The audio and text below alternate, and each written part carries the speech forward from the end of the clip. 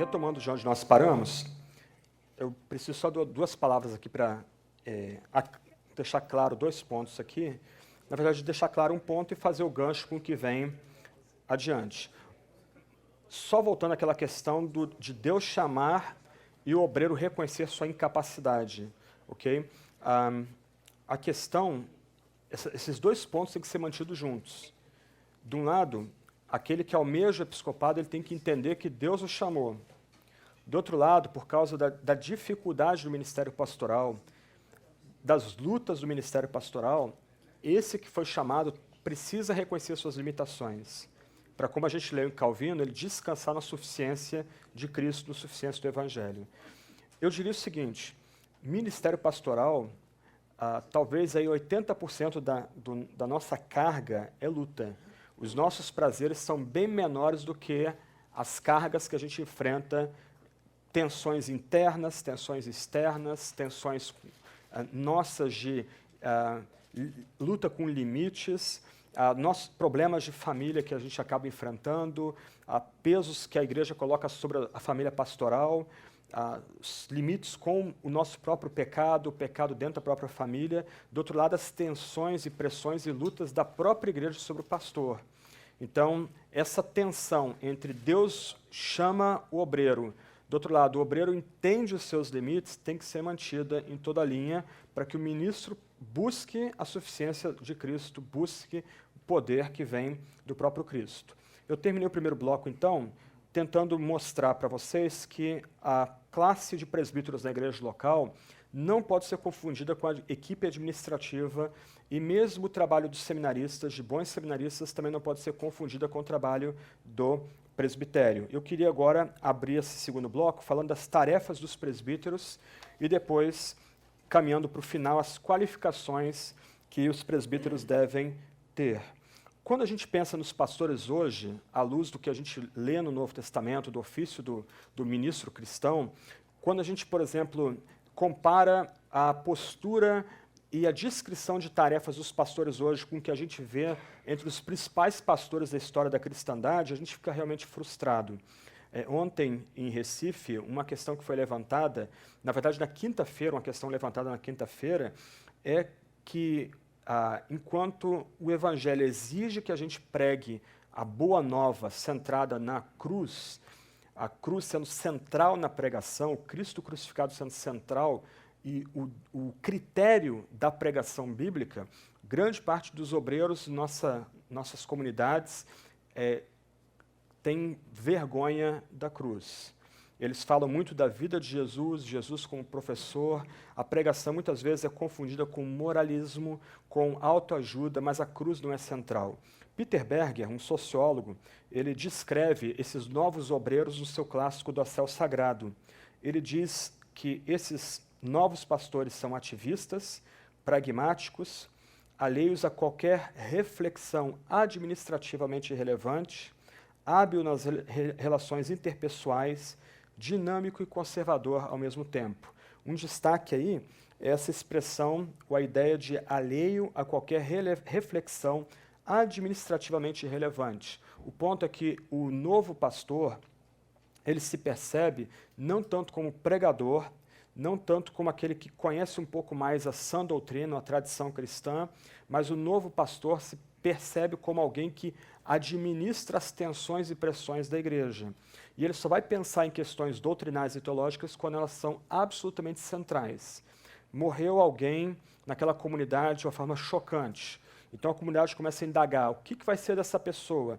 Ela vai ter o sono dos mortos, ela já descansa imediatamente com Cristo, aí esse pastor vai ligar para o professor dele do seminário para saber o que ele vai responder para a igreja. Para ele, essas questões doutrinais e teológicas são irrelevantes até o momento que ele precise lidar com elas. Isso é uma descrição que Peter Berger fez em década de 80 dos novos ministros norte-americanos, já naquela altura, mas me parece que essa descrição dele de pastores cabe bem hoje para descrever muito do pastorado que é feito aqui no Brasil. Mas quando a gente vai para a Bíblia, especialmente 1 Timóteo 5,17, e Tito 1:9, nós vemos uma descrição da tarefa do presbítero diametralmente oposta do que é praticada hoje em algumas comunidades por alguns que se autodenominam presbíteros.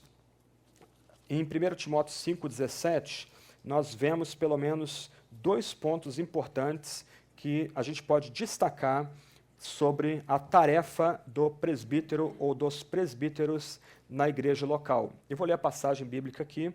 Eu estou usando a Almeida Revista Atualizada, só para localizar aqui se alguém estiver usando uma outra tradução bíblica. Tá? 1 Timóteo 5:17.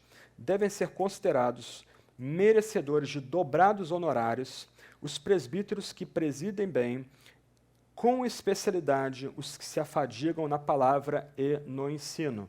Quais, então, são as tarefas dos presbíteros na igreja local?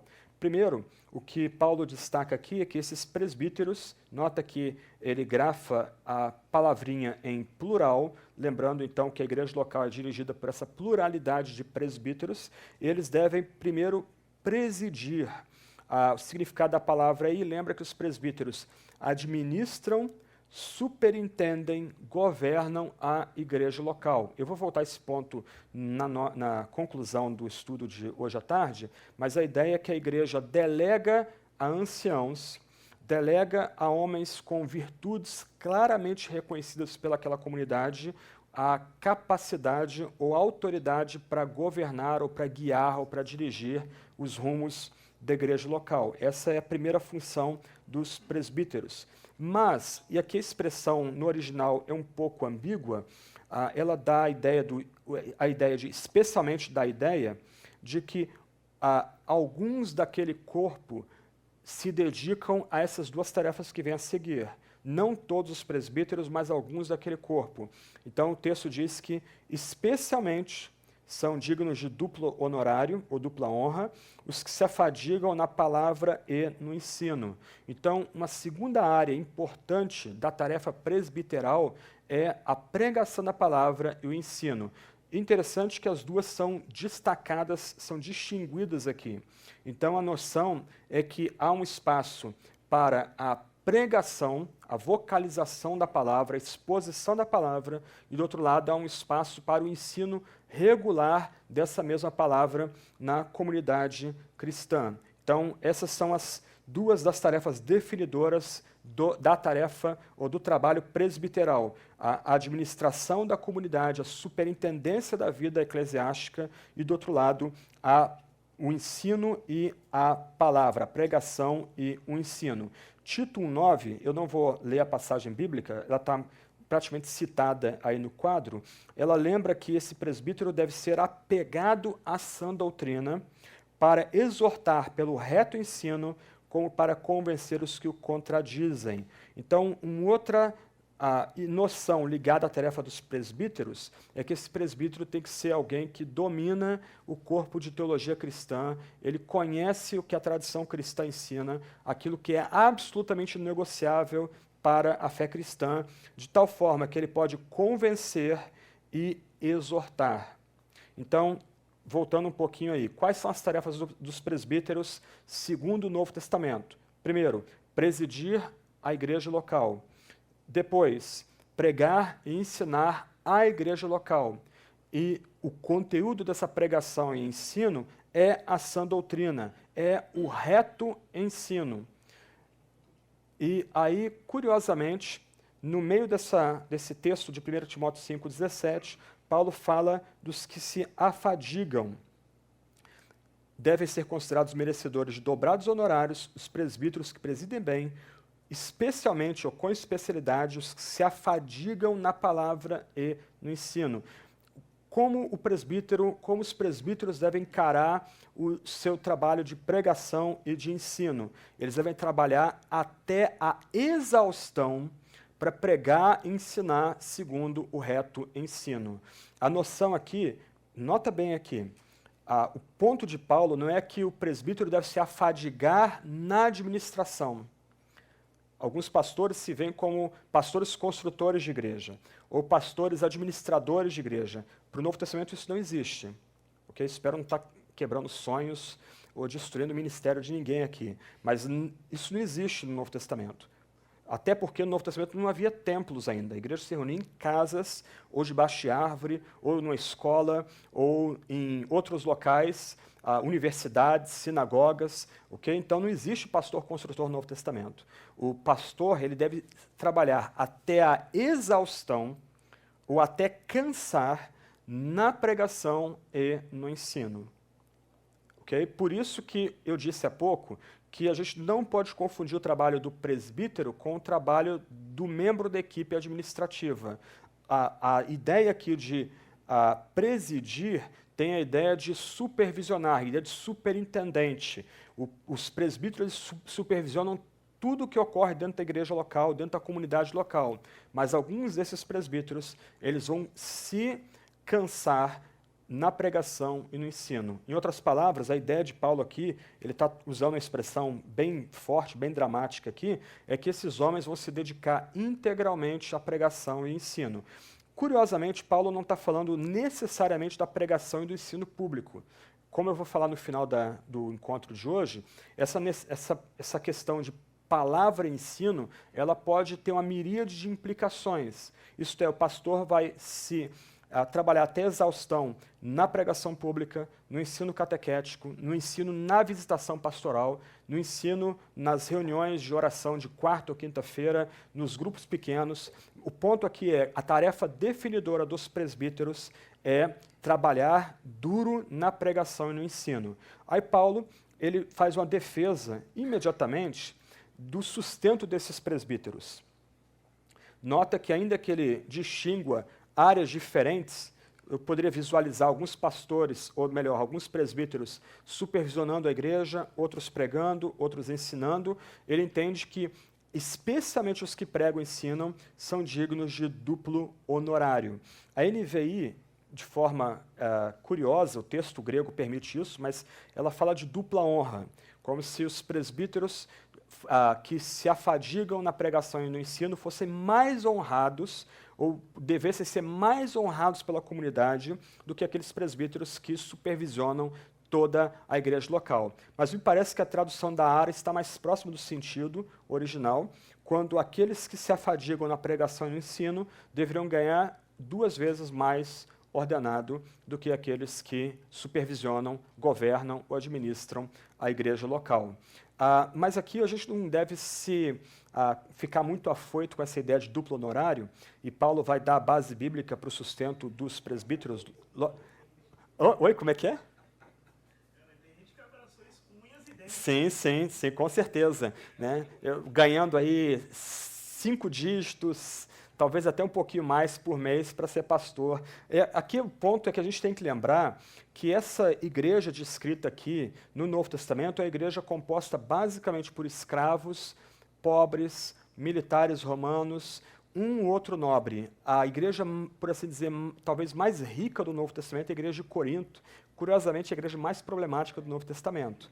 Okay? Mas, então, a gente não deve esperar muito aqui do texto bíblico.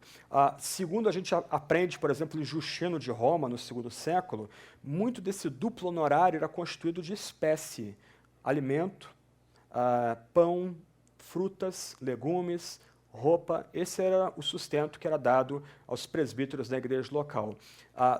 Quando a gente entra na literatura chamada subapostólica, aquela literatura cristã pós o Novo Testamento, a gente descobre que eram poucos os obreiros que eram obreiros de tempo integral.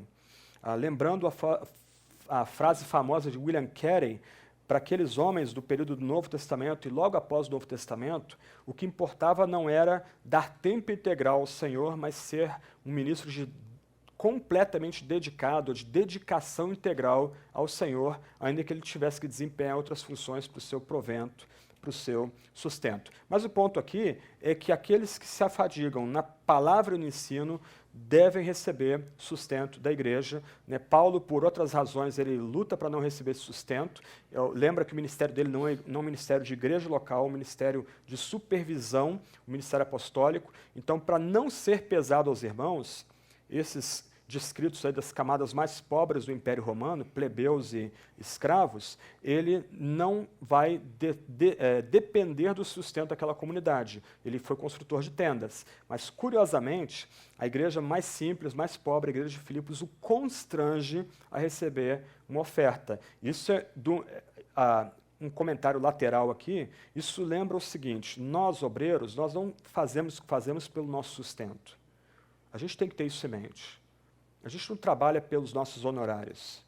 Nós trabalhamos porque fomos chamados pelo Senhor e devemos depender de Deus para ter o nosso sustento.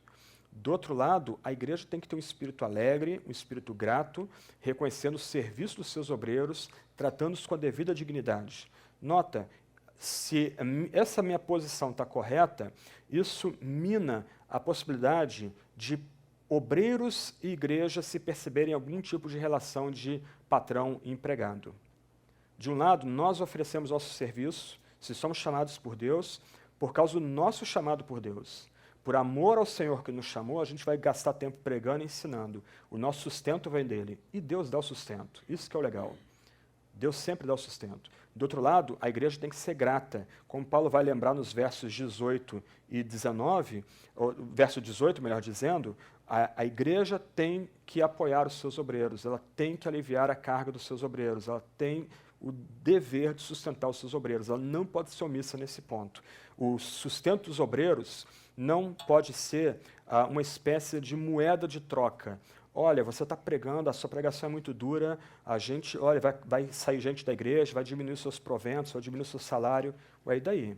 O meu salário não vem da igreja, vem de Deus que usa a igreja. Se a igreja se omite nessa questão, Deus vai requerer isso daquela comunidade. A gente pode lembrar isso para eles. Mas o meu ponto é, o obreiro cristão, ele faz o que faz, ele se cansa no que faz porque ele foi chamado para isso, não por causa do seu sustento. Eu garanto, se você for ser obreiro por causa do sustento e tentar ser um obreiro fiel, você vai ficar muito frustrado. Então, faça pelo chamado, dependa de Deus. E lembra, o Pai Nosso ensina que a gente pode pedir nosso pão diário para Deus. E Lutero, ao comentar o Pai Nosso, ele lembra que no pão diário está contido a felicidade conjugal, sustento, dignidade, casa, comida, roupa. Então você abra o seu coração para Deus. Você pode dizer para Deus: Senhor, eu preciso de sustento. Eu tenho esposa, eu tenho filhos, eu preciso ser sustentado, eu tenho que pagar minhas contas. Deus, eu estou lutando para ser fiel, então honra o seu chamado a mim e dá o sustento. E Deus dá. Se nós dependermos dele, ele dá.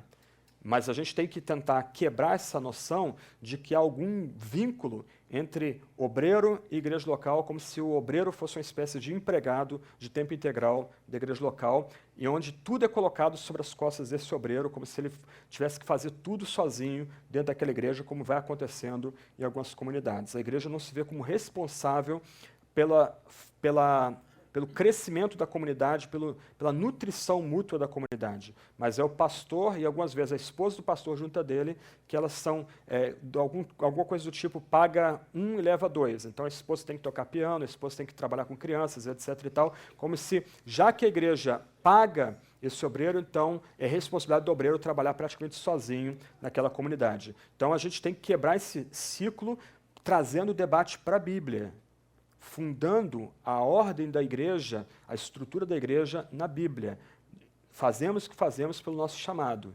Do outro lado, como Paulo diz aí, não amordace o boi quando pisa o trigo, e o trabalhador é digno do seu salário. Então, aqueles que se cansam na palavra no ensino são dignos de duplo honorário por parte da comunidade.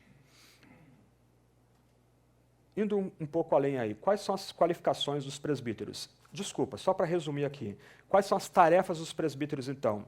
Presidir, pregar, ensinar e ser apegado à sã doutrina. Um ponto importante aqui, antes de avançar mais um pouco, é que não dá para ter um padrão duplo dentro do corpo presbiteral. O que eu quero dizer com isso? Se, de um lado, nem todo presbítero precisa ser formado em curso de teologia, não há nenhum vínculo disso no Novo Testamento, a gente chama alguém para o presbiterato pelas qualificações que a gente vê dele, à luz do Novo Testamento. Do outro lado, ainda que nós tenhamos nosso corpo de presbíteros, homens que não têm formação teológica, do outro lado, tem que haver um comum acordo de doutrina entre esses presbíteros. Eu quero concluir com essa questão mais no final. Todos os presbíteros, então, de uma igreja local têm que ser apegados à sã doutrina, eles têm que amar a sã doutrina, eles têm que saber exortar e convencer a partir do reto ensino. Prosseguindo, então, quais são as qualificações dos presbíteros? Eu vou ler os enunciados e chega a ser humilhante notar quão longe, às vezes, a gente está dessa lista impressionante que Paulo destaca para a gente. Vamos lá, então. Quais são as qualificações dos presbíteros? Ele não deve ser arrogante, não deve ser dado ao vinho, não deve ser violento, não deve ser irascível, deve ser inimigo de contendas, não deve ser novo convertido. Esse é um ponto importante aqui. Eu fui 10 anos professor de seminário. Muitos seminaristas, rapazes com 18, 20 anos, muitos deles novos convertidos. Eu cheguei a ter alunos com 6 meses de convertido. Então não era espanto depois para mim, entendendo um pouco a natureza humana, um pouco o que Paulo quer dizer nesse ponto aqui, que esses rapazes que chegavam tão afoitos do seminário, em 2 anos já tinham abandonado a fé cristã, algumas vezes assumindo comportamentos até em oposição ao que Paulo alenca aqui, porque um novo convertido, alçado à posição de presbítero, ele vai acabar sendo soberbo e caindo na armadilha do diabo. A palavra ancião é definidora. Ela não quer dizer que todo presbítero tem que ser um senhor com mais idade, mas a ideia de ancião é que todo presbítero tem que ser alguém maduro, alguém sábio, alguém que tema a Deus e tem boa resposta, bom testemunho na comunidade. O presbiterato não é lugar para adolescentes e jovens que acabaram de sair da adolescência. Isso é curioso. Na estrutura de formação profissional de ministério, você pega algumas vezes rapazes sendo ordenados com 23, 24, 25 anos, tendo que lidar, por exemplo, com problemas que ele não tem experiência nenhuma para lidar com aqueles problemas. Divórcio, litígio dentro da igreja, e alguns deles com 2 anos, 3 anos de convertido. Obviamente vai haver um desastre aí. Nem esse rapaz vai conseguir atender as demandas da igreja, e na medida que a igreja começa a perceber que esse rapaz, esse novo obreiro, não consegue atender as demandas da igreja, a igreja perde o respeito por ele. E, infelizmente, o que se vê é um processo de litígio começando aí, e muitas vezes esse jovem obreiro, ele é literalmente tocado para fora daquela comunidade. Então, o presbítero não pode ser o novo convertido, ele não deve ser o novo convertido, para, como Paulo diz, ele não cai na cilada do diabo por meio do seu orgulho, por meio da sua soberba. Ele deve ser irrepreensível. Isso aqui é tão complicado, porque é tão elevado. Paulo diz que a gente tem que imitar Deus. Isso é um negócio muito, muito complicado, muito pesado para nós. Ele vai dizer que nós temos que ser imitadores dele como ele é de Cristo. O presbítero não é aquele que tem o poder sobre a igreja, mas ele é tornado presbítero pela igreja porque as pessoas veem nele alguém que reflete a imagem de Deus e de Cristo. E daí a ideia de irrepreensível, de irrepreensibilidade. Ele tem que ser despenseiro de Deus. A ideia aqui é muito bonita, é uma ideia também do mundo antigo. Algumas casas ainda têm a ideia de dispensa, onde geralmente a esposa, a mulher, ela sabe tudo que tem ali e na hora de fazer um bom prato de comida, ela sabe exatamente onde apanhar um condimento, um elemento para fazer um prato gostoso. A ideia de dispenseiro de Deus é que esse presbítero, esse obreiro, é alguém que conhece os mistérios divinos. E ele sabe aplicar os mistérios divinos, as sagradas escrituras, a cada caso, cada problema que ele enfrenta, cada tipo de pessoa que ele tem que lidar dentro da igreja local. Um outro ponto complicador para nós hoje, esposo de uma só mulher. Por que complicador? Porque, infelizmente, se tornou quase clichê, lugar comum, o pastor trair a sua esposa, muitas vezes abandonando seus filhos, construindo outro lar, aí passa um tempo fora do ministério e depois volta para o ministério, seja na sua denominação ou formando uma outra igreja local, uma outra comunidade local. Paulo aqui ele deixa muito claro que o presbítero tem que ser esposo de uma só mulher. Calvino, ele tratou o texto até de forma bem radical, ele entendia que o pastor deveria ser casado uma única vez. Ele ficou viúvo muito cedo, ficou casado 9 anos, foi bem feliz o casamento dele, a esposa dele foi uma fiel ajudadora dele, uma convertida do movimento anabatista, ela já era viúva, inclusive, de um líder anabatista, mas ele entendendo essa passagem, ele resolveu não casar de novo, porque ele entendia que o presbítero deveria ser esposo de uma só mulher. Esse é um ponto muito importante para nós hoje. Por que é importante? Vamos tentar pensar de forma prática aqui. Vários de vocês são casados. Vocês terão confiança em permitir que a esposa de vocês buscasse aconselhamento de um pastor que traiu a sua esposa com outra ovelha no ministério cristão? Uma questão básica, é uma questão muito, muito básica aqui. O presbítero tem que ser esposo de uma só mulher. Eu espero não estar deixando ninguém desconfortável, alguém que tenha passado alguma experiência traumática nesse ponto aí. Os eruditos, aí, o pessoal que entende aconselhamento cristão diz que um processo de divórcio causa, ou melhor, a única experiência que causa trauma tanto quanto perder o ente querido é a experiência de divórcio.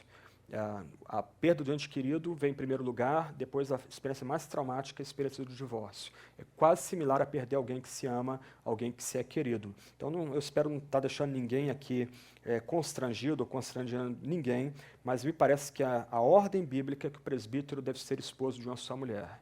Então, nota que quando a gente vai examinar a conduta e o caráter de um presbítero, a gente tem que, talvez, sondar o nível de relacionamento que ele tem com aquela esposa. No seminário, é curioso, a gente escuta umas historinhas muito dramáticas de que há coisas que o presbítero não deve compartilhar com a sua esposa, e você tem que proteger a sua esposa das questões ministeriais, mas nós não devemos ter a esposa como alguém à parte do ministério. Antes, as nossas esposas, as esposas dos presbíteros, têm que ser vistas como as primeiras amigas daquele presbítero. E nesse caso, as esposas têm que entender o peso que é o trabalho presbiteral. Por isso que os futuros pastores não podem casar levianamente. O Jay Packer, num dos livros dele, faz uma brincadeira, né, que seminaristas às vezes querem casar, e naquela altura ele cita Madonna, né, isso é década de 90, uma Madonna que saiba, no máximo, dirigir uma escola bíblica dominical. Ele diz, isso é uma forma errada de buscar uma esposa, de um obreiro buscar uma esposa. Ele tem que casar não com quem esteja momentaneamente apaixonado, é a frase dele, mas com alguém que venha a ser a sua melhor amiga para o resto da vida. E ela tem que entender o peso do ministério pastoral.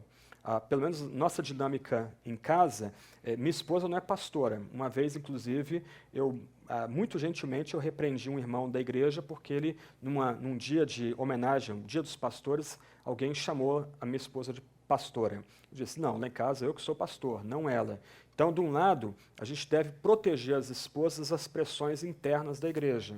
Do outro lado, os presbíteros têm que ter as esposas como sua confidente principal, como sua melhor amiga. Okay? E a esposa tem que entender a seriedade desse acordo que tem que se ter dentro do lar do presbítero. Um outro ponto, o presbítero tem que ser temperante ou moderado, ele tem que ser sóbrio, ele tem que ser modesto, ele tem que ser hospitaleiro. Um outro ponto importante de qualificação para os presbíteros. Indo além, ele precisa ser apto para ensinar, ele tem que ser controlado, ele não pode ser avarento, ele não pode ser ganancioso. Que coisa, hein? Pesado, hein? O pessoal de aviãozinho aí, ganhando avião da igreja. Vocês entenderam? Ok. Como eu estou muito cansado, meu senso de humor não está muito bom, não. Então, eu faria outras piadas se eu estivesse um pouco menos cansado, mas tudo bem. Ele deve governar bem a própria casa, okay? Criar seus filhos com disciplina e respeito, deve ter bom testemunho dos de fora, amigo do bem, justo, piedoso, exercer o domínio próprio e ser apegado à palavra. Eu estou vendo que vários de vocês estão anotando. Esse material depois vocês podem pegar direto aqui com a Fiel. Eu não sei como é que vai ser o processo, o Thiago pode explicar depois. Aí vocês podem escrever para a Fiel envia o material de PowerPoint para vocês. Acho que até ajuda um pouco mais, se vocês quiserem continuar anotando, sem problema algum. Tá? Mas vocês podem depois adquirir todo o material aí com o Thiago, que é o responsável pelo CFL. Uma lista impressionante. Aí a gente volta àquela questão que eu falei há pouco. Quem é suficiente para essas coisas? Nossa suficiência vem de Cristo. Ainda que a gente deve lembrar que se a gente aspira ao episcopado, a gente almeja excelente obra, do outro lado, é Cristo, por meio do seu Espírito, que vai modelar a gente à luz dessas características. Ok? Deixa eu tentar organizar todas essas características em 5 pontos aí.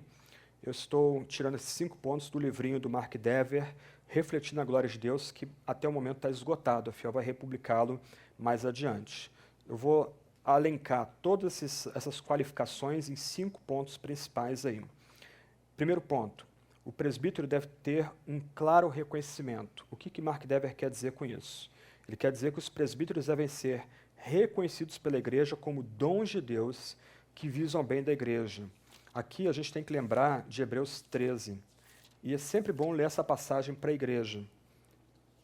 Hebreus capítulo 13, verso 17.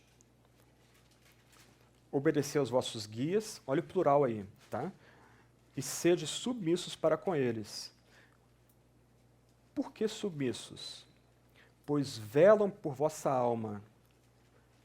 A ideia de velar pela vossa alma é que os presbíteros estão acordados enquanto a igreja dorme. E os guias estão acordados para proteger a igreja. A imagem aqui, que vem de Calbart, é como se a igreja fosse um ninhozinho, cheio de passarinhos recém-nascidos, e o guia como a águia passeando por esse ninho, protegendo-a e velando por esse ninho.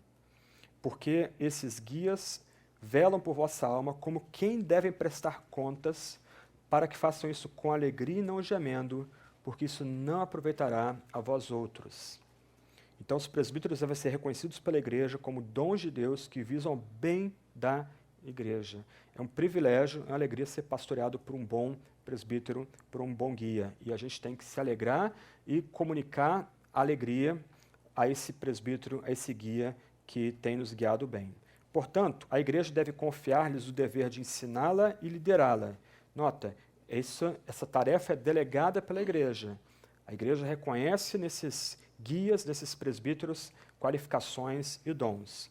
Esses deveres só devem ser revogados quando se tornar evidente que os presbíteros estão agindo de modo contrário às Escrituras. E, de sua parte, os presbíteros têm de reconhecer a autoridade da igreja outorgada por Deus. No final, Deus governa a igreja por meio da igreja. E porque a igreja reconhece em alguns homens esses dons, essas qualificações, a igreja dá a esses homens autoridade para funcionar como presbíteros. Mas aqui, nessa parte, a gente tem que lembrar de 1 Timóteo 5, versos 19 e 20.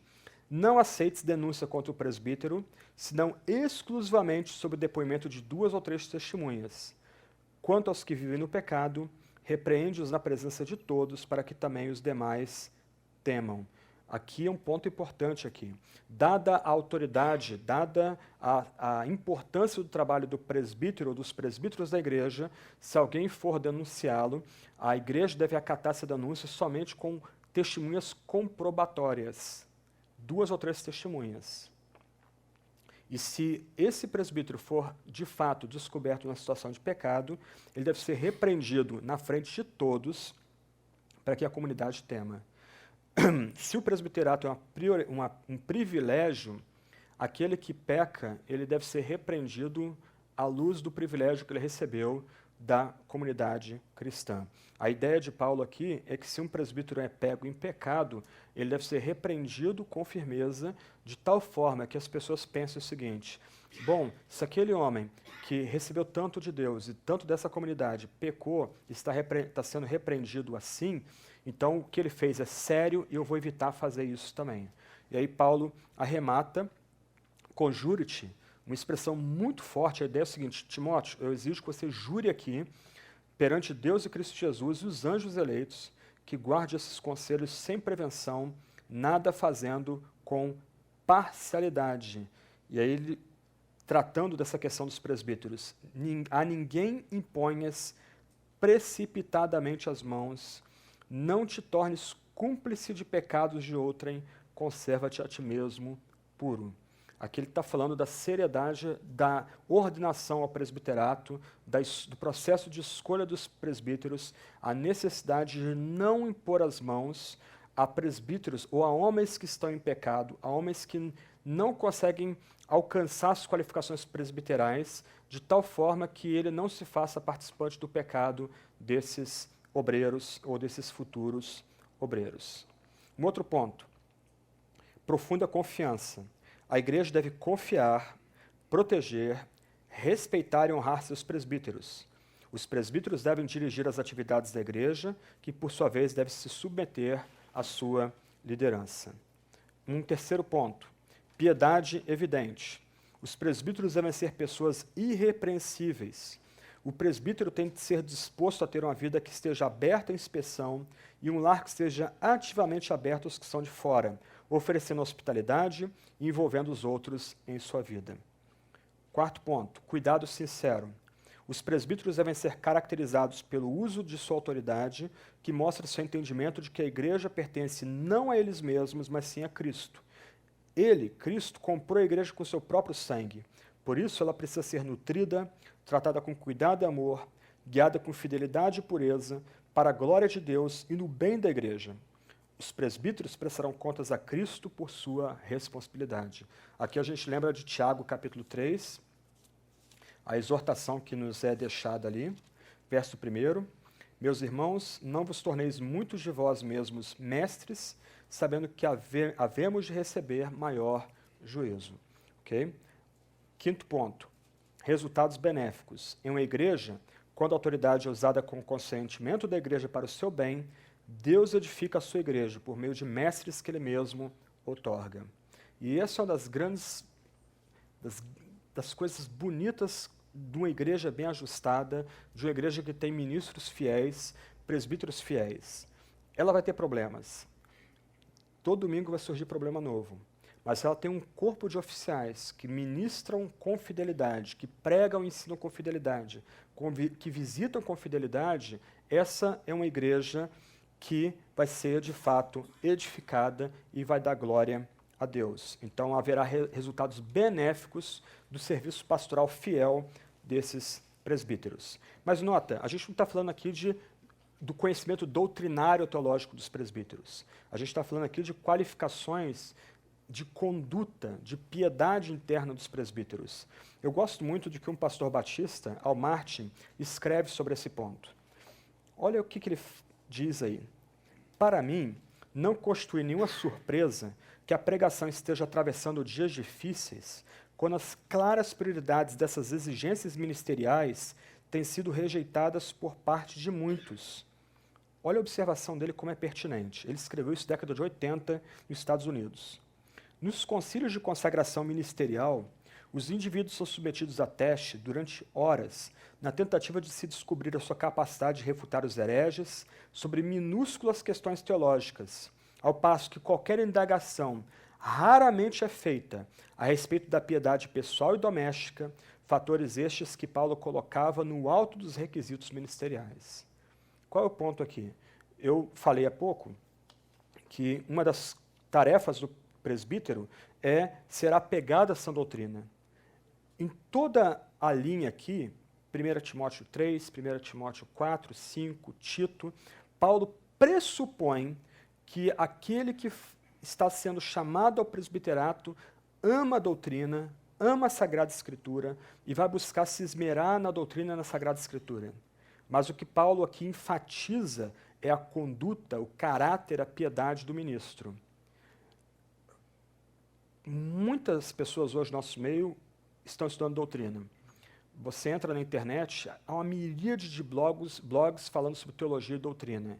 Só que o que me parece é que as pessoas não atenderam para o fato de que a doutrina não é um fim em si mesmo. o estudo teológico não é algo para preencher o tempo, não é um hobby de fim de semana.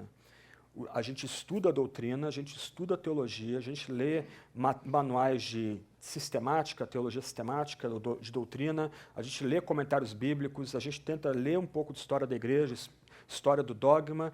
Para quê? Para amar mais o Senhor e para temer mais o Senhor.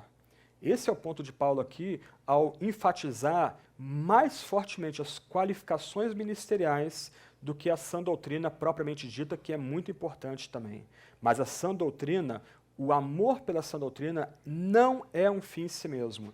O amor à sã doutrina deve levar o presbítero a espelhar essas qualificações ministeriais que a gente está examinando no Novo Testamento, nos textos paulinos. E Al Martin lembra que o ministério pastoral passa dias difíceis, hoje, mais de 30 anos depois dele escrever isso, porque muitas vezes nossos conselhos, nós estamos muito mais interessados em doutrina ou até mesmo só em eclesiologia do que nas qualificações ministeriais dos futuros presbíteros, dos futuros obreiros. Quando, na verdade, o padrão do Novo Testamento é a ênfase das qualificações de piedade e de conduta do futuro obreiro e depois na sã doutrina. Ou melhor, por causa da sã doutrina, busca-se saber se aquele candidato, ele, por assim dizer, preenche as exigências para o presbiterato, exigências de piedade e de testemunho e de conduta.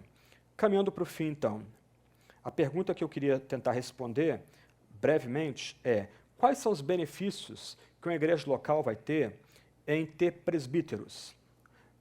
Obviamente, em primeiro lugar, ser fiel à Bíblia. Eu espero estar tentando demonstrar isso para vocês aqui, que a noção de uma igreja ser guiada por uma pluralidade de presbíteros, ela é ensinada pela Bíblia e testemunhada na história de presbiterianos, de congregacionais e de batistas. Mas quais são benefícios práticos que nós recebemos quando a nossa comunidade é estruturada, na medida que essa comunidade reconhece o chamado ministerial de alguns homens e delega a alguns homens o ser guiada espiritual e pastoralmente? Quais são os benefícios que essa igreja recebe?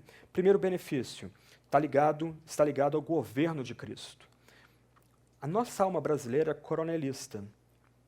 Nossa alma brasileira gosta de apóstolos, gosta de bispos, de pai-apóstolos.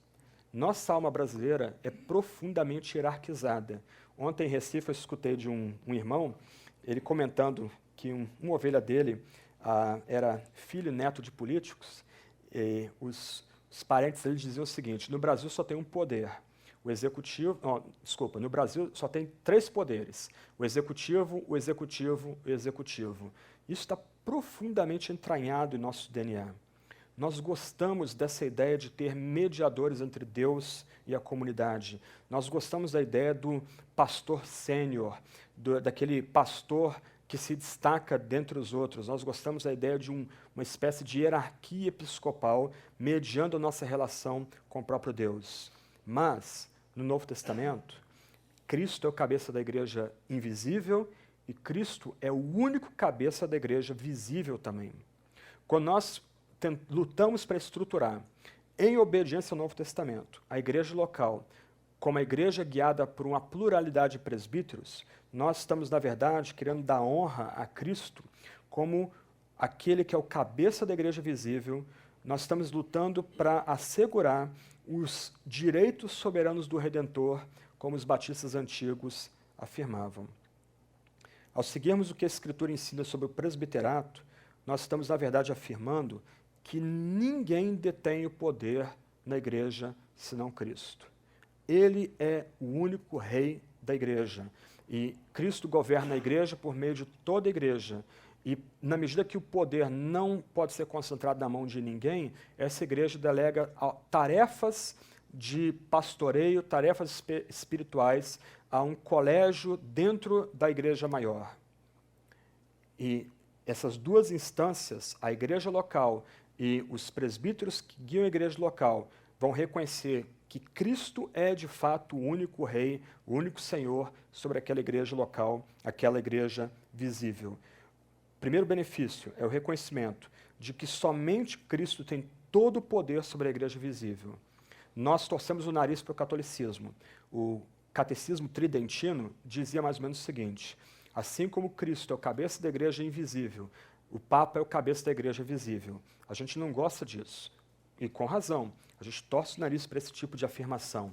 Mas, na prática, nós temos substituído o Papa por outros homens e por outros cargos que não são bíblicos. Eu não sei se eu consigo deixar claro esse ponto aqui, mas a ideia é que haja um balanço de autoridade e poder na igreja, de tal forma que nenhuma instância, seja a congregação, seja os presbíteros, tenha todo o poder na comunidade local. Não sei se você consegue pegar o alcance prático disso, mas na medida que você consegue fazer esse balanço de autoridade dentro da comunidade, diluindo poder dentro da comunidade, até mesmo poderes de famílias e membros antigos vai ser minado, na medida que você consegue montar esse equilíbrio dentro de uma comunidade visível, dentro da comunidade local. Segundo benefício prático, na medida que a gente abraça o governo bíblico da igreja local, a seriedade do trabalho pastoral. O trabalho pastoral não é brincadeira. O trabalho pastoral, historicamente, tem sido definido como a pregação da pura palavra de Deus, a correta administração das ordenanças ou sacramentos, a ceia e o batismo, o reto ensino e a visitação pastoral. Esse último ponto é uma lacuna hoje no nosso tempo. Há 20 anos atrás, um pastor não permaneceria pastor se não visitasse todas as suas ovelhas regularmente. Nós temos membros de nossas igrejas gemendo, precisando de apoio, e pastores não as visitam.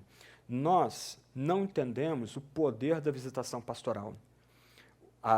Os grupos neopentecostais, as seitas neopentecostais, elas investiram pesado nas mega-igrejas.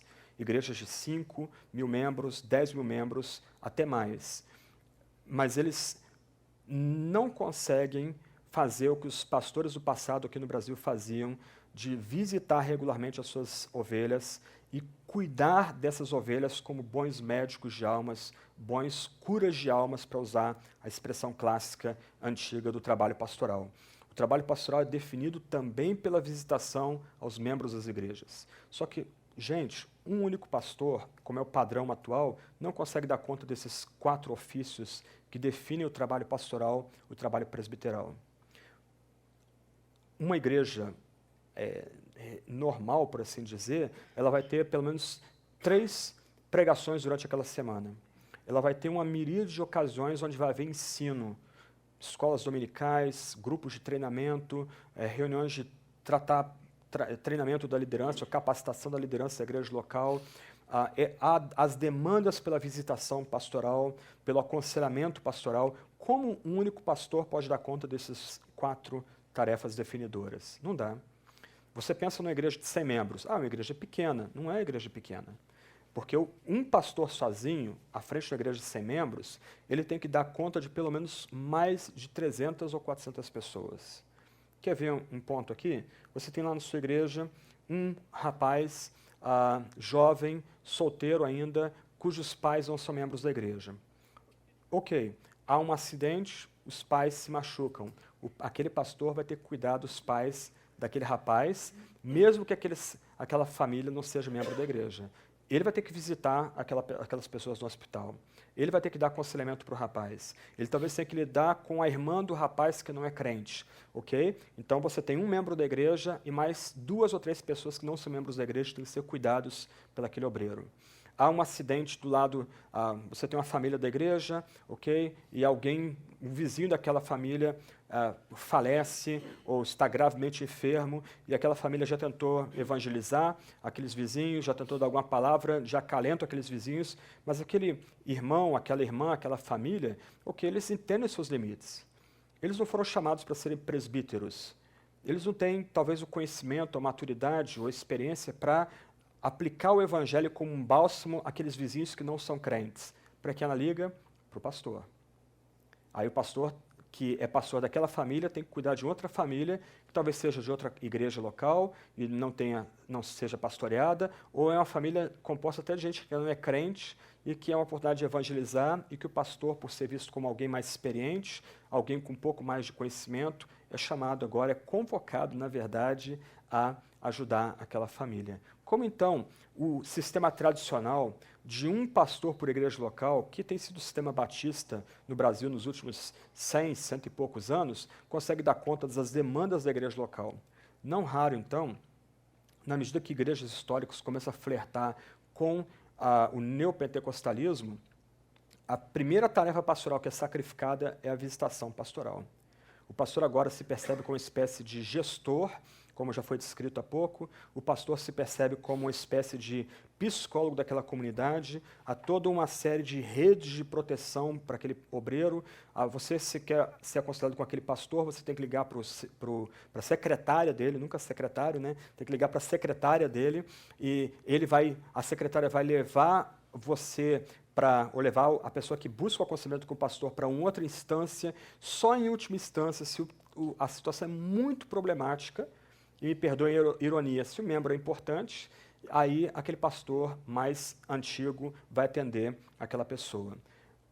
É a visão bíblica de presbiterato que vai ajudar a igreja a ter essas áreas cobertas. A pregação, o ensino, a ministração correta das ordenanças, dos sacramentos e a visitação pastoral.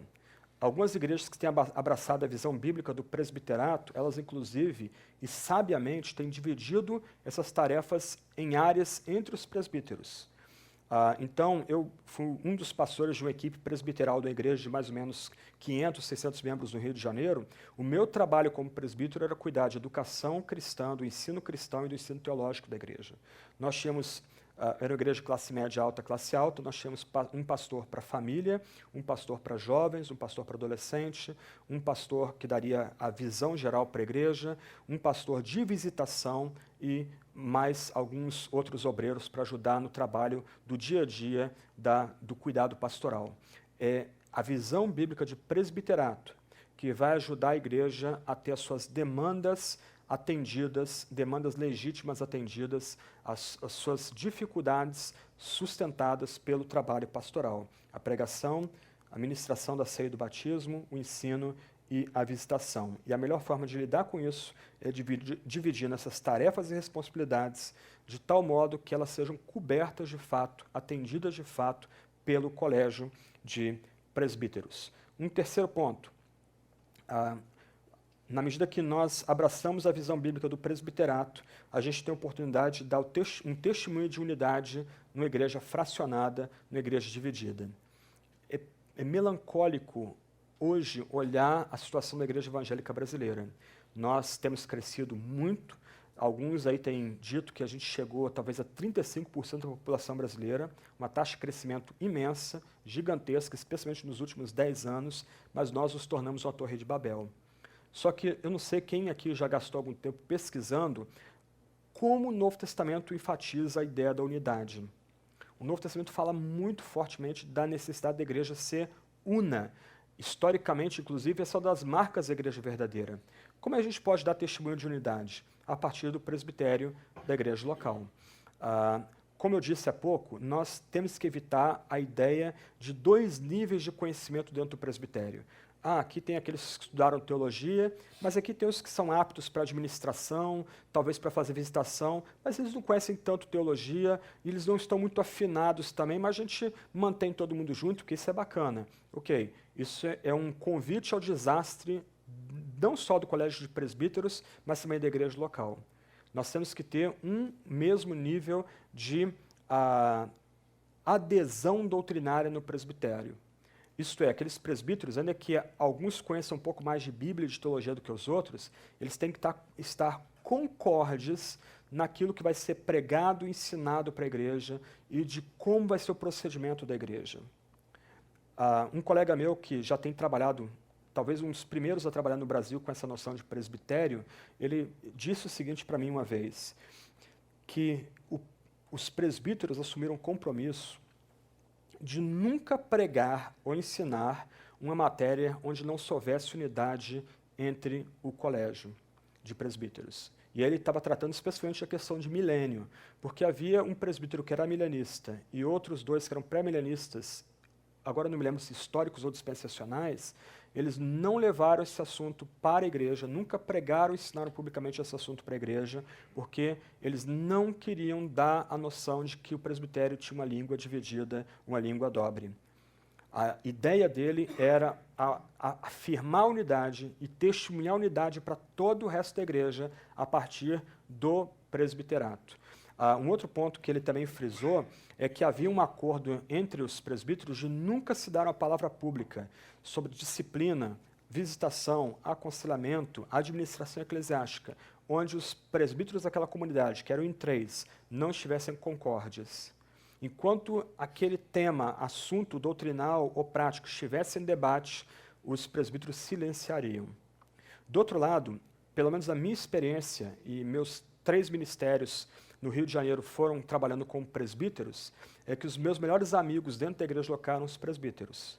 Na medida que nós não só compartilhávamos preocupações, sonhos, anseios para a igreja local, mas nós éramos obrigados a estudar juntos, inclusive, a mensagem que seria pregada domingo após domingo na igreja.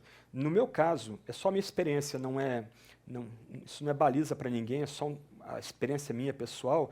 Nós, depois de um tempo, pensando na realidade da igreja, pensando nas necessidades da igreja, nós escolhíamos um livro bíblico ou uma série de temas bíblicos para pregar naquela igreja, só que nós, para testemunharmos unidade para a igreja, revezávamos no púlpito, inclusive. Então, cada um dos presbíteros da igreja pregava a média de 2 ou 3 vezes, uma ou duas vezes por mês, na medida que os presbíteros vão revezando, pregando o mesmo texto bíblico, pregando os mesmos temas bíblicos, mas com concordes na unidade cristã, que é uma necessidade para a igreja local. Ok, mais um outro ponto aqui, a necessidade da organização do presbiterato. Essa é uma questão mais tensa. Eu diria o seguinte, por uma questão de ordem, o presbítero mais experiente ou mais antigo pode e deve dirigir as reuniões do presbiterato. Só que, do outro lado, não deve haver nenhuma pretensão episcopal por parte desse irmão mais antigo ou mais experiente, ou paternalista em tal atitude. Ele precisa se ver como parte do presbiterato. Ele precisa ver os seus colegas como iguais e não se ver como primeiro entre os iguais, porque senão aí volta a ideia do episcopalismo de Inácio de Antioquia. Em outras palavras, nas reuniões comuns do colégio de presbíteros, ok?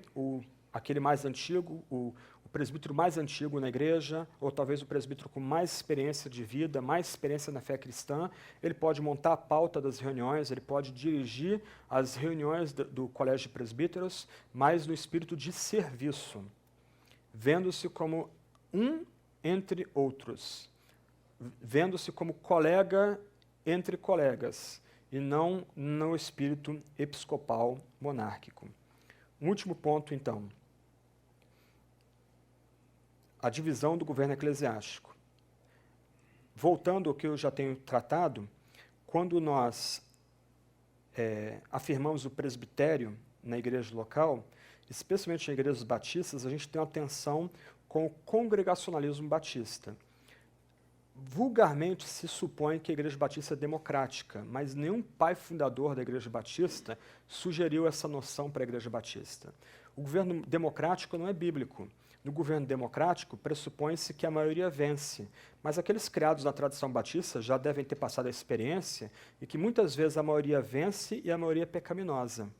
Muitas vezes a maioria é induzida por novos na fé, por inescrupulosos, pelos donos da igreja. Então, como lidar com a ênfase congregacionalista batista, onde propriamente Cristo governa a igreja pela igreja, e do outro lado, o fato da igreja delegar aos anciãos, aqueles crentes mais maduros, mais experientes, o guiar a igreja por meio do presbiterato. Eu diria o seguinte, há que se ter essa divisão do governo da igreja.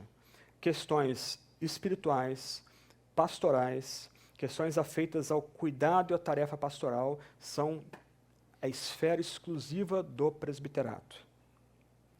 Do outro lado, questões ligadas à ordem da igreja, questões administrativas, questões até mesmo disciplinares, então, são levadas para toda a assembleia, toda a igreja local. Se nós conseguimos um bom balanço entre essas duas instâncias, nós vamos manter a noção, meu primeiro ponto, de que Cristo de fato é o rei daquela comunidade. Deixa eu desenvolver esse ponto para a gente encerrar aqui. Na medida que a igreja delega autoridade ao presbitério para dirigir a vida devocional cristã daquela comunidade, para tocar o trabalho pastoral com liberdade, esse presbiterato vai topar com algumas necessidades complicadas dentro da igreja local, também na área da disciplina. Como é que você consegue vencer a oposição dentro da igreja? No esquema tradicional de um pastor por igreja local, muitas vezes o pastor tem uma visão meio paternalista da igreja. A disciplina é feita mais ou menos o seguinte: o membro da igreja vê alguém pecando, em vez de tratar aquilo de forma direta, como é o mandamento bíblico, ele vai ao pastor e diz: pastor, fulano pecou. Aí, nesse esquema de um pastor por igreja local, e num esquema meio episcopal e paternalista de lidar com as questões diárias da vida da igreja, agora a responsabilidade é desse indivíduo, sozinho, lidar com o processo disciplinar. E aí está lá o pastor, violando também o espírito de Mateus 18, tendo que lidar com essa questão. E sendo pressionado por alguns grupos da igreja a não tomar posição nenhuma, porque aquele ali é um irmão querido, uma pessoa querida, familiar, é amigo do amigo, é parente do dono ou da dona da igreja, etc. e tal. E, de outro lado, o resto da igreja pressionando o pastor para tomar alguma atitude de disciplinar aquela pessoa. Ok, olha só, a história vai acabar em desastre, porque o pastor não vai agradar ninguém no final, e ele está sozinho. E algumas vezes ele nem é percebido como membro daquela igreja local, porque ele foi convidado vindo de fora. E esse é outro complicador. Se você tem um corpo de presbíteros que trabalham com você, enfatizando o princípio bíblico da unidade, primeiro, você tem que quebrar o ciclo de fofocas dentro da igreja. Há que se assumir um compromisso do presbitério e do pastor, talvez mais antigo, junto com a igreja, de que se alguém for trazer algo a você, e principalmente a sua esposa, a respeito de algum problema ocorrido com membros da igreja, você repreende aquela pessoa. A primeira pergunta que você tem que fazer antes da pessoa falar é o seguinte: você já foi a ela? Você pode abrir Mateus 18 para essa pessoa e pedir para ela ler em voz alta antes de você repreendê-la. Você pergunta para ela: você já foi essa pessoa que você viu pecar? Meu irmão, ou minha irmã, se você não foi a ela, você está pecando tanto quanto ela. Se ela já foi, aí você faz uma outra pergunta para ela. Você já levou uma outra testemunha para tentar repreendê-la? Se você não levou outra testemunha para repreendê-la, junto com você, você está pecando. Ok, agora você me trouxe o problema, você já passou por duas instâncias, ok? Então, antes de a gente continuar o processo, eu quero conversar com meus presbíteros. Qual é o meu ponto aqui? Você traz a questão aos presbíteros, vocês vão pensar juntos, vocês vão orar juntos, e a decisão vai ser tomada por todos vocês juntos. Um galho só se quebra com facilidade. 3 galhos unidos, entrelaçados, não vão se quebrar com facilidade. Uma vez vocês chegando a um consenso de como devem proceder nesse caso disciplinar, ou no caso de doutrina, ou de ensino, ou em alguma direção que a igreja tem que tomar, vocês juntos, em comum acordo, em unidade, vocês vão procurar outros irmãos, outras irmãs maduros da comunidade para ganhá-los para sua posição. Isso vai demandar tempo, é um jogo de paciência. Mas uma vez que você ganhe outros irmãos e irmãs maduros e experientes da sua comunidade para a sua posição, que não é sua, é a posição do presbitério, do colégio de presbíteros, então aí vocês comunicam a decisão chegada à igreja local, a comunidade toda reunida. O que vai acontecer? Vai ter gente que vai resistir à posição de vocês. Vai haver resistência, é óbvio, ainda mais se é um tema polêmico, disciplinar, você tem que remover alguém que mora nas dependências da igreja e aquela pessoa tem trânsito entre pessoas naquela comunidade, ok? Vai haver resistência, palavras amargas vão ser ouvidas na assembleia, mas se você conta com o apoio de mais 2 ou 3 homens ao seu lado, junto com eles, se você conta com o apoio da sua esposa e das esposas desses homens ao seu lado, Se outros irmãos e irmãs maduros da comunidade já foram contactados pelo presbitério, já entendem a situação e por causa da unidade do presbitério foram convencidos da verdade daquele ponto que vocês querem afirmar publicamente, ok, pessoas podem ter pranto e ranger de dentes naquela assembleia, mas elas estão derrotadas previamente por causa do testemunho de unidade dado pelo presbitério. Então, dessa forma, o testemunho de unidade do presbitério ajuda o balanço de governo da igreja, onde a igreja delega a autoridade pastoral e espiritual para o presbitério, e o presbitério vai, junto com a igreja, tomar decisões no âmbito administrativo e também no âmbito disciplinar. Com isso, o pastor não é pego sozinho. Com isso, o pastor não é colocado num tiroteio e muitas vezes sendo demitido porque ele, com boas intenções, está pastoreando sozinho, violando o princípio bíblico do colégio presbiteral.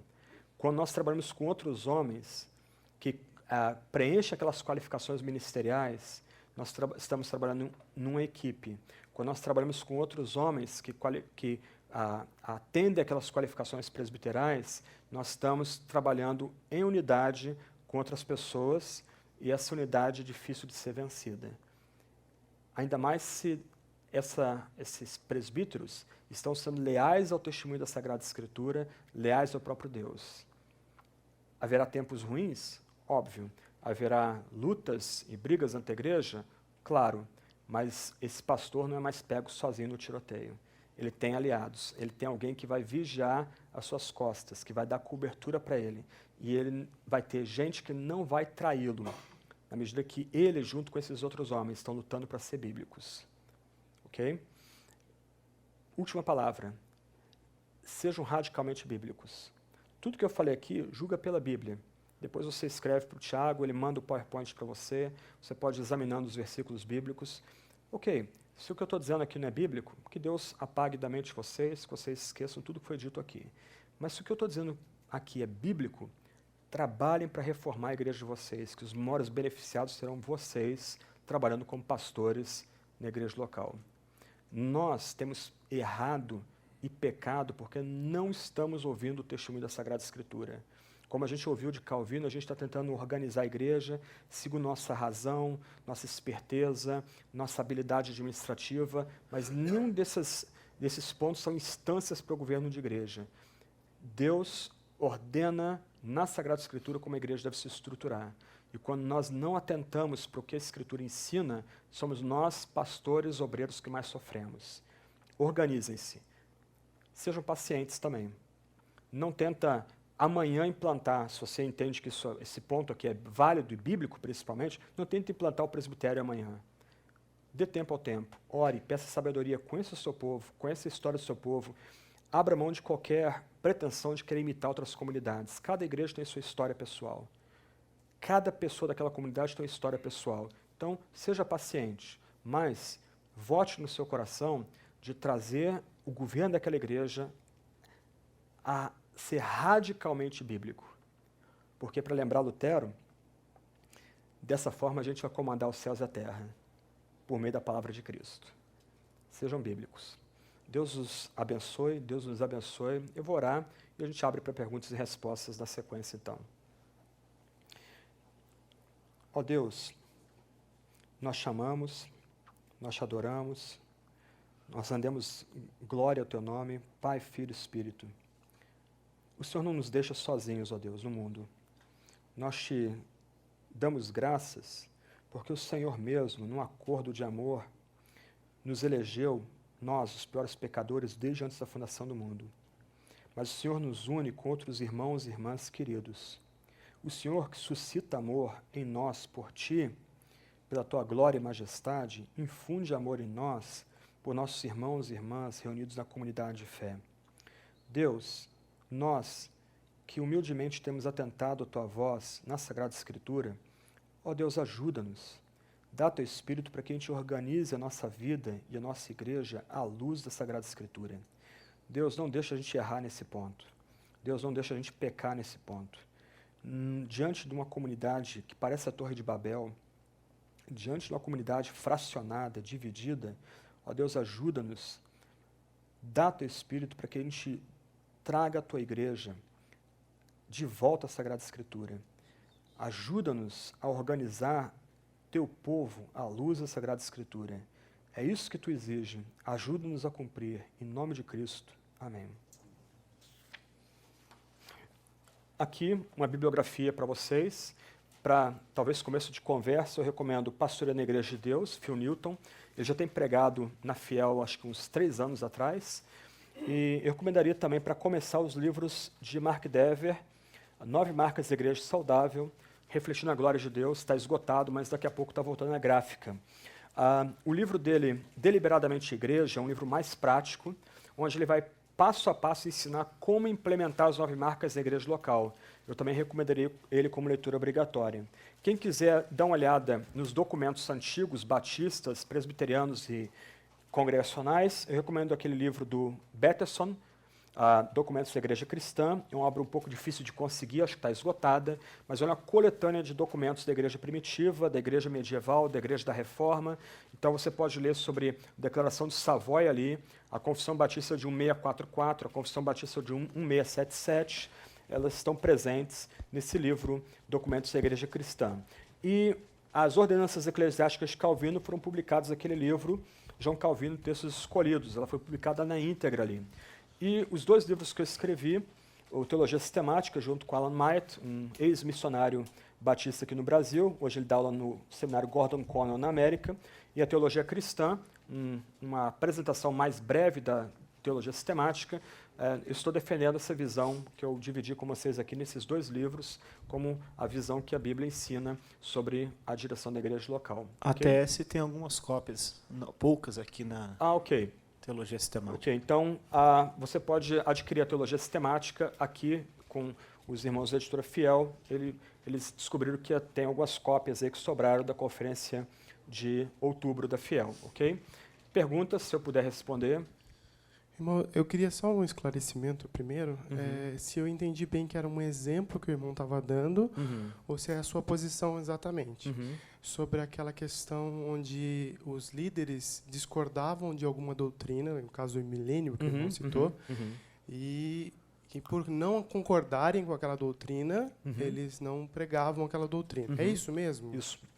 Essa era a posição desse irmão. Nesse caso, o irmão apoia essa posição? Também. Eu entendo que ela é correta.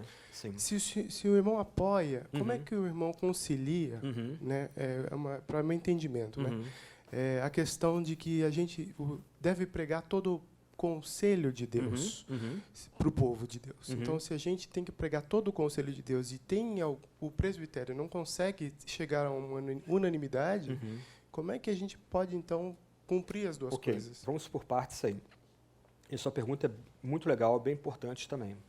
Eu diria o seguinte: quando a gente pensa em pregar todo o conselho de Deus, e eu vejo essa expressão sendo usada muitas vezes no nosso meio, nós geralmente estamos pensando em comida pesada, em picanha, contrafilé, alcatra, e talvez até cupim, que é bem pesadão mesmo. Então, a gente geralmente pensa nessas doutrinas mais complicadas como milênio, predestinação e livre-arbítrio. Então, não, nós temos que pregar todo o conselho de Deus, a gente tem que pregar esse ponto. O que eu estou descobrindo hoje é que muitos nossos irmãos da igreja estão ficando com um cabeção grandão e um corpinho muito fininho. Que não é o meu caso, eu estou com a barriga bem grandinha aqui. Mas eu entendo que o nosso trabalho pastoral hoje tem que ser voltar ao básico. Natal, Paixão, Páscoa, Pentecostes. Ou Pai Nosso, 10 Mandamentos, o Credo dos Apóstolos. E nesse ponto aí tem que ter total unidade dentro do presbitério. Não pode haver divergência nenhuma. Isso tem que ser pregado e ensinado todo ano.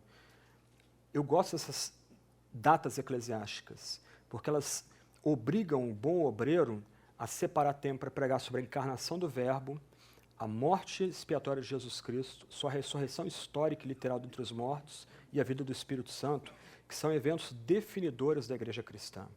Do outro lado, haverá divergências entre o presbitério. Nessa questão da escatologia, que é uma matéria onde há mais liberdade entre reformados, por exemplo, das equipes presbiterais que eu trabalhei, 2 dos obreiros eram amilenistas, um era pré-milenista histórico. Não é que a gente não vá pregar esses pontos, mas o ideal é que haja conversas entre os presbíteros de tal forma que eles estudem juntos e venham a chegar a um consenso em algum momento, onde um deles vai abrir mão do lado sempre em lealdade à Bíblia. E aqui eu não estou dizendo, pessoalmente eu sou amilenista. O meu colega Alan Maia é pré-milenista histórico. No livro ali a gente coloca as duas posições, até porque a gente entende que isso não é uma matéria de debate. Meu professor de teologia sistemática tinha 2 doutorados. E era um homem muito especial, tenho muito respeito por ele até hoje, uma dívida imensa com ele, John Hammett. E ele dizia o seguinte: segunda, terça e quarta eu sou pré-milenista histórico. Quinta, sexta e sábado eu sou milenista. No domingo eu vou orar para saber o que eu vou escolher para ser. Ok? Eu acho que é uma posição bem bíblica essa aí. Mas o ideal seria que, por exemplo, eu tenho escutado de colegas que têm trabalhado nesse modelo de presbitério, que eles dedicam um dia por semana, mais ou menos 6 a 8 horas, para se dedicar a estudar juntos um tema teológico. Um outro colega, ele fazia ele e os colegas dele, presbíteros, tinham um modelo um pouco diferente. Eles escolhiam um livro bíblico, os temas que eles cobririam durante um tempo pregando para a igreja. Os 3 se reuniam toda sexta-feira, durante 6 a 8 horas, para estudar juntos o sermão. Os 3 montavam juntos o sermão, e depois de um tempo de oração, no sábado, depois do sermão pronto, eles escolheriam um deles para pregar na igreja. Olha, eu acho isso muito bacana, porque, sendo muito franco, não é sempre que a gente vai estar com pique para pregar. Algumas vezes a gente vai estar se sentindo muito pecador, acusado pelo diabo, coração pesado. Outras vezes a gente vai ter problemas em casa que vão demandar atenção da gente, a gente não vai estar no espírito para pregar. E quem disse que nós temos que estar abrindo a boca toda hora para pregar e para ensinar? Quando você tem outros colegas como presbíteros e talvez montando um esquema de apoio mútuo, de estudo mútuo, ok, você pode ser muito franco com o seu colega presbítero, que acaba virando seu melhor amigo na igreja local, e você diz para ele: meu irmão, por favor, prega no meu lugar. Eu preciso sentar e escutar a pregação hoje. Estou precisando ser acalentado ou confortado, eu estou precisando me sentir perdoado, ou eu preciso de uma nova direção para a minha semana aqui, e você prega no meu lugar. Então, se você tem uma estrutura onde você tem colegas estudando juntos, orando juntos, lendo a Bíblia juntos, você tem como, por assim dizer, humanizar o pastorado. A gente tem que tomar cuidado com a idealização do pastor. Estava lendo de um pastor que, numa briga com a mulher dele, e a mulher dele estava com a razão, como quase sempre, né? Ele vira para a mulher dele e diz assim: você não sabe que eu seria o marido ideal para a maior parte das mulheres da minha comunidade? E aí, ele, na mesma hora, viu como ele estava pecando, porque ele estava alimentando uma visão idealizada de quem ele era para aquela comunidade. E pecando contra a própria mulher e contra a própria família dele. E ele ficou morrendo de vergonha depois que ele disse isso. Mas por quê? Porque às vezes a gente alimenta essa noção de que nós somos insubstituíveis. Gente, vou ser bem radical aqui. É pecado quando um obreiro alimenta na comunidade a ideia que só existe pregação quando ele está ali. Eu conhecia obreiros que eles tiravam férias, mas no domingo eles se sentiam obrigados a pregar na igreja, mesmo nas férias, porque senão a arrecadação da igreja diminuiria. Isso igrejas históricas. O que esse pastor está alimentando? A noção de que ele é insubstituível, a noção de que ele é um bispo monárquico naquela igreja. Isso não é visão bíblica de governo eclesiástico. A igreja é a comunidade da palavra. Quando você tem um grupo de presbíteros dando esse testemunho para a igreja, com humildade, reconhecendo, a gente não sabe tudo. A gente precisa estudar mais sobre milênio. A gente precisa estudar mais, talvez, sobre predestinação, ou a relação da predestinação com a responsabilidade humana. Uns entendem ela como paradoxo, outros entendem que é uma hierarquia, onde a soberania divina vem acima, e aqui eu estou sendo intencionalmente complicado aqui. Então, alguns veem uma hierarquia, a soberania de Deus em cima e a responsabilidade humana embaixo, não como concorrentes, como, por exemplo, o J. Packer entende. Ok, a gente precisa de tempo para estudar isso. Vamos deixar isso aqui quietinho, vamos escolher um livro, os 3 leram o mesmo livro, vamos orar e meditar e trazer o debate para a Bíblia. Enquanto isso, vamos pregar o que é mais caro e o que é seguro na fé para a comunidade, para formar um corpo grande e uma cabeça grande também.